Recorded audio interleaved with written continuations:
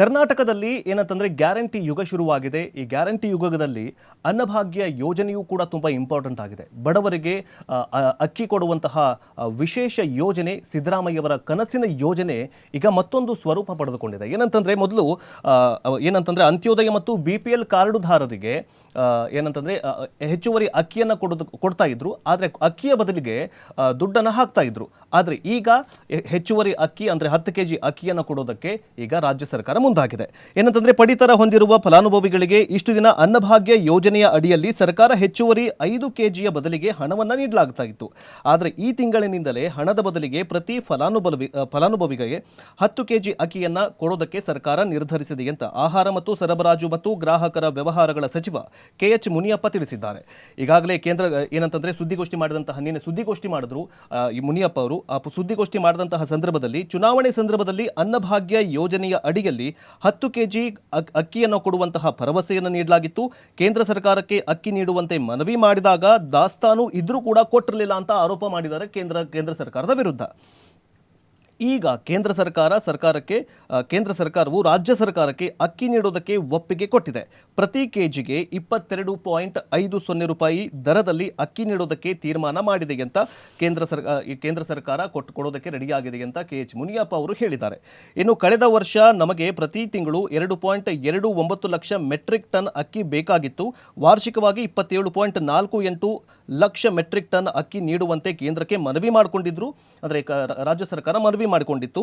ಆದರೆ ಕೇಂದ್ರದ ಬಳಿ ಅಕ್ಕಿ ದಾಸ್ತಾನು ಇಲ್ಲದಿರೋದು ಒಂದು ಕಾರಣವನ್ನು ನೀಡಿತ್ತು. ಆದರೆ ಇದೇ ಕಾರಣಕ್ಕೆ 5 kg ಆಹಾರ ಧಾನ್ಯದ ಬದಲಿಗೆ 34 ರೂಪಾಯಿ ಪ್ರತಿಯೊಬ್ಬ ಕುಟುಂಬಕ್ಕೆ ನೀಡಲಾಗ್ತಾ ಇತ್ತು. ಆದರೆ ಈಗ ಏನಂತಂದರೆ ರಾಜ್ಯ ಸರ್ಕಾರದ ಆದೇಶದಂತೆ ಪ್ರತಿ ಕೆಜಿಗೆ 22.50 ರೂಪಾಯಿ ನಿಗದಿಪಡಿಸಲಾಗಿದೆ. ಮಧ್ಯ ಅಕ್ಕಿ ಸರಬರಾಜು ನಿಲ್ಲಿಸದಂತೆ ಕೇಂದ್ರ ಆಹಾರ ಸಚಿವ ಪ್ರಹ್ಲಾದ್ ಜೋಶಿ ಅವರು ಕೂಡ ಮನವಿ ಮಾಡಿಕೊಂಡಿದ್ದಾರೆ. ಅಂದರೆ ಜೋಶಿ ಅವರು ಈಗ ಕರ್ನಾಟಕ ಸರ್ಕಾರಕ್ಕೆ ಅಕ್ಕಿ ಕೊಡುವಂತೆ ಮನವಿಯನ್ನು ಮಾಡಿಕೊಂಡ್ರು. ಸೊ ಅವ್ರ ಥ್ರೂ ಈಗ ರಾಜ್ಯ ಸರ್ಕಾರಕ್ಕೆ ಅಕ್ಕಿ ಬರ್ತಾ ಇದೆ. ಮುಂದಿನ ದಿನಗಳಲ್ಲಿ ಏನಂತಂದರೆ ಮೊದಲಿಗೆಲ್ಲ ಅನ್ನಭಾಗ್ಯದೂ ಕೂಡ ದುಡ್ಡು ಬರ್ತಾ ಇಲ್ಲ, ಗೃಹಲಕ್ಷ್ಮಿದು ದುಡ್ಡು ಬರ್ತಾ ಇಲ್ಲ ಅಂತ ಏನು ಆರೋಪಗಳನ್ನು ಮಾಡ್ತಾ ಇದ್ರಲ್ಲ, ಎಲ್ಲೋ ಒಂದು ಕಡೆ ಸಿದ್ದರಾಮಯ್ಯ ಅವರು ನಿನ್ನೆ ಹೇಳಿದ್ದಾರೆ ಏನಂತಂದರೆ ಗೃಹಲಕ್ಷ್ಮಿ ಯೋಜನೆಯ ದುಡ್ಡನ್ನು ನಾವು ಹಾಕ್ತೀವಿ, ಜೊತೆಗೆ ಅನ್ನಭಾಗ್ಯದ ಏನು ದುಡ್ಡು ಹಾಕ್ತಾ ಇದ್ದೀವಲ್ಲ ಅದರ ಬದಲಿಗೆ ನಾವೀಗ ದುಡ್ಡನ್ನು ಹಾಕೋದಿಲ್ಲ, ಅಕ್ಕಿಯನ್ನು ಕೊಡ್ತೀವಿ ಅಂತ ಹೇಳಿದ್ದಾರೆ.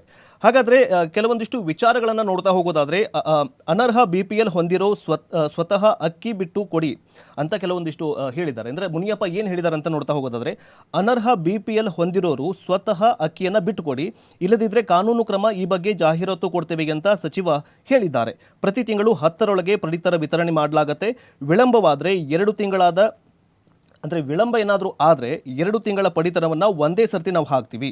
ಕೇಂದ್ರ ನೀಡಿರುವಂತಹ ಅಕ್ಕಿಯ ಸರಬರಾಜು ವೆಚ್ಚ ಪ್ರತ್ಯೇಕವಾಗಿರುತ್ತೆ. ಕಾರ್ಡ್ ಮೇಲೆ ಹಣ ಪಡೆಯುವ ಅಧಿಕಾರವನ್ನು ಅಂದರೆ ಕಾರ್ಡ್ದಾರರಿಗೆ ಕಾರ್ಡ್ ತೆಗೆದುಕೊಂಡು ಏನಾದರೂ ದುಡ್ಡು ತಗೊಳ್ತಾರಲ್ಲ ಅಂಥ ಅಧಿಕಾರಿಗಳನ್ನು ಸಸ್ಪೆಂಡ್ ಮಾಡ್ತೀವಿ ಅಂತ ಮುನಿಯಪ್ಪ ಅವರು ಪತ್ರಿಕಾಗೋಷ್ಠಿಯಲ್ಲಿ ಹೇಳಿದ್ದಾರೆ. ಬಟ್ ಇಲ್ಲೂ ಒಂದು ಕಡೆ ಏನಂತಂದರೆ ಅನರ್ಹ BPL ಕಾರ್ಡ್ದಾರರನ್ನು ನಾವು ಏನಂತಂದರೆ ಅಕ್ಕಿ ಬಿಟ್ಟುಕೊಡಿ, ಇಲ್ಲ ಅಂತಂದರೆ ನಾವು ಕಾನೂನು ಕ್ರಮ ತೆಗೆದುಕೊಳ್ತೀವಿ ಅಂತ ಹೇಳ್ತಾರೆ. BPL ಕಾರ್ಡ್ ಕೊಟ್ಟಿದ್ಯಾರು? ಅನರ್ಹರಿಗೆ BPL ಕಾರ್ಡ್ ಕೊಟ್ಟಿದ್ದು ಯಾರು? ಇವರೇ. ಸೊ ಈಗ ಏನಂತಂದ್ರೆ ಕೊಟ್ಟಿದ್ದು ಅವರೇ, ಬಟ್ ಏನಂತಂದ್ರೆ ಅಧಿಕಾರಿಗಳ ಮೇಲೆ ಕ್ರಮ ಕೈಗೊಳ್ಳಲ್ಲ ಇವರು. ಏನಂತಂದ್ರೆ ಜನರ ಮೇಲೆ ಕ್ರಮ ಕೈಗೊಳ್ತಾರೆ. ಬಟ್ ಇದೊಂದು ಪಾಯಿಂಟು ಎಲ್ಲೋ ಒಂದು ಕಡೆ ಮಿಸ್ ಹೊಡಿತಾ ಇದೆ. ಬಟ್ ನೋಡೋಣ ಮುಂದಿನ ದಿನಗಳಲ್ಲಿ ಹೇಗೆ ಇದು ಜಾರಿಯಾಗತ್ತೆ ಅಂತ. ಬಟ್ ಏನಂತಂದ್ರೆ ಇನ್ನು ಮುಂದೆ ಈಗಲೇ ಹೇಳ್ತಾ ಇದ್ದೀವಿ, ಇನ್ನು ಮುಂದೆ ಅಕ್ಕಿಯ ಬದಲು ಈಗ ದುಡ್ಡು ಏನು ಅನ್ನಭಾಗ್ಯದ ಯೋಜನೆಯಲ್ಲಿ ದುಡ್ಡು ಕೊಡ್ತಾ ಇದ್ರಲ್ಲ, ಈಗ ದುಡ್ಡು ಕೊಡಲ್ಲ, 10 kg ಫುಲ್ ಫ್ಲೆಜ್ ಅಕ್ಕಿಯನ್ನು ಕೊಡ್ತಾರೆ ಅಂತಾನೆ ಹೇಳ್ಬಹುದು. ಎಸ್, ಇನ್ನು ಮುಂದಿನ ಸುದ್ದಿ ಯಾವುದಿದೆ ಅಂತ ಗಮನಿಸೋದಾದ್ರೆ, ಆಟವಾಡುವ ವೇಳೆ JCB ಡಿಕ್ಕಿಯಾಗಿ 2 ವರ್ಷದ ಮಗು ಬಲಿಯಾಗಿರುವಂಥ ಘಟನೆ ನಡೆದಿದೆ. ಸೊ ಮೈ ತುಂಬ ಕಣ್ಣಾಗಿರ್ಬೇಕಾಗತ್ತೆ, ಮಕ್ಕಳನ್ನ ನಾವು ಹೊರಗಡೆ ಆಟ ಆಡೋದಕ್ಕೆ ಬಿಡ್ತೀವಿ, ಅದಾದ್ಮೇಲೆ ಮಕ್ಕಳು ಆಟ ಆಡ್ಕೊಂಡಿದ್ದಾವೆ ಅಂತ ಸುಮ್ಮನೆ ಆಗ್ತೀವಿ. ಬಟ್ ಇಲ್ಲಿ ನೋಡಿ, ಈ ಹೃದಯ ವಿದ್ರಾವಕ ಘಟನೆ ನಡೆದಿರೋದು ಎಲ್ಲಿಗೇನು ನೋಡ್ತಾ ಹೋಗೋಣ. ಬಾಲಾಜಿ ಡೈಮಂಡ್ ಸಿಟಿ ಲೇಔಟ್ನಲ್ಲಿ ಒಂದು ದುರಂತ ಸಂಭವಿಸಿರುವಂಥದ್ದು. ಚಾಲಕನನ್ನು ಸದ್ಯ ಬಂಧಿಸಲಾಗಿದೆ. ಮನೆ ಮುಂದೆ ಆಟವಾಡುವಾಗ JCB ಡಿಕ್ಕಿಯಾಗಿ 2 ವರ್ಷದ ಮಗುವೊಂದು ಮೃತಪಟ್ಟಿರುವಂಥ ದಾರುಣ ಘಟನೆ ಮಹದೇವಪುರ ಸಂಚಾರ ಪೊಲೀಸ್ ಠಾಣಾ ವ್ಯಾಪ್ತಿಯಲ್ಲಿ ನಡೆದಿರುವಂಥದ್ದು. ಕಾಡುಗೋಡಿಯ ಬಾಲಾಜಿ ಡೈಮಂಡ್ ಸಿಟಿ ಲೇಔಟ್ ನಿವಾಸಿ ಥವನ್ ರೆಡ್ಡಿ 2 ವರ್ಷದ ಮಗು ಮೃತ ದುರ್ದೈವಿ. ಮನೆ ಮುಂದೆ ರಸ್ತೆಯಲ್ಲಿ ಆಟವಾಡುವಂಥ ಸಂದರ್ಭದಲ್ಲಿ ಈ ಒಂದು ಅವಘಡ ಸಂಭವಿಸಿದೆ. ಖಾಲಿ ನಿವೇಶನದಲ್ಲಿ ಗಿಡ ತೆರವು ಮಾಡ್ತಾ ಇದ್ದಂಥ ಕಾರ್ಯವನ್ನು ಮಾಡಲಾಗ್ತಾ ಇತ್ತು. ಕೆಲಸ ಮುಗಿಸಿ ಮರಳುವಾಗ ಮಗುವಿಗೆ ಜೆಸಿಬಿ ಡಿಕ್ಕಿ ಆಗಿದೆ. ಮನೆ ಮುಂದಿನ ರಸ್ತೆಯಲ್ಲಿ ಆಟವಾಡ್ತಿದ್ದಂಥ ಕಂದಮ್ಮ ಏಕಾಏಕಿಯಾಗಿ ಡಿಕ್ಕಿ ಹೊಡೆದ ಪರಿಣಾಮ ಗಂಭೀರವಾದಂಥ ಗಾಯಗಳಾಗಿತ್ತು. ಆಸ್ಪತ್ರೆಯಲ್ಲಿ ಚಿಕಿತ್ಸೆ ಫಲಿಸದೆ ಆಂಧ್ರದ ಥವನ್ ರೆಡ್ಡಿ ಸಾವನ್ನಪ್ಪಿರುವಂಥದ್ದು. ಮಹದೇವಪುರ ಪೊಲೀಸ್ ಠಾಣೆಯಲ್ಲಿ ಇದಕ್ಕೆ ಸಂಬಂಧಪಟ್ಟಂತೆ ಕೇಸ್ ಕೂಡ ದಾಖಲಾಗಿದೆ.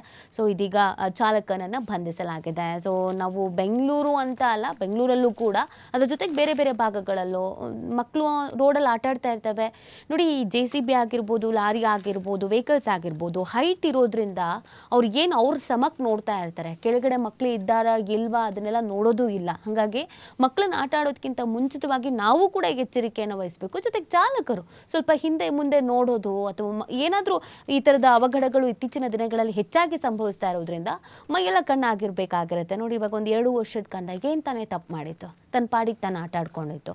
ಸೊ ಸಾವನ್ನಪ್ಪಿರುವಂಥ ಘಟನೆ ನಡೆದಿದೆ.